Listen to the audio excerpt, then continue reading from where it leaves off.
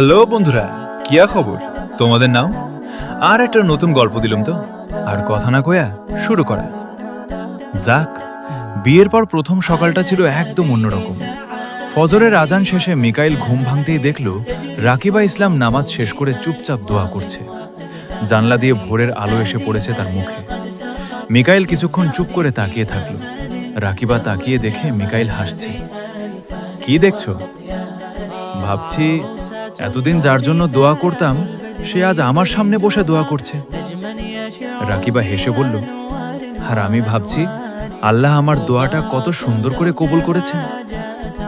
সেদিন থেকেই তাদের সংসারের শুরু। সকালে রাকিবা রান্নাঘরে গিয়ে প্রথমবার মিকাইলের জন্য চা বানালো।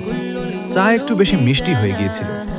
মিকাইল চুমুক দিয়ে বলল, ওয়াও, এত মিষ্টি চা জীবনে খাইনি।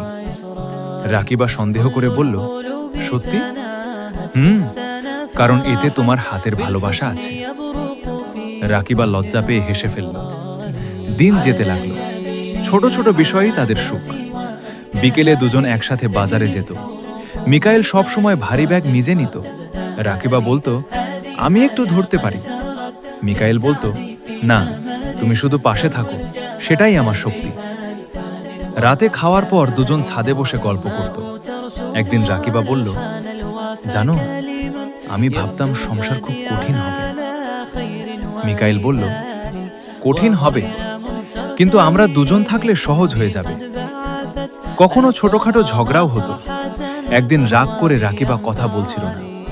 মিকাইল চুপচাপ গিয়ে একটা কাগজে লিখল, রাগ করলে তোমাকে আরো সুন্দর লাগে, কিন্তু কথা না বললে পৃথিবীটা চুপ হয়ে যায়। রাকিবা পড়ে হেসে ফেলল, তুমি না একদম পাগল, তোমার জন্যই। ধীরে ধীরে তাদের ঘরটা ভরে উঠল হাসি, ভালোবাসা আর শান্তিতে। বৃষ্টির দিনে একসাথে চা, শীতের সকালে এক কম্বলের নিচে গল্প, আর গরমের রাতে ছাদে বসে তারা দেখা। এই ছোট ছোট মুহূর্তেই তাদের সংসার হয়ে উঠল সুন্দর।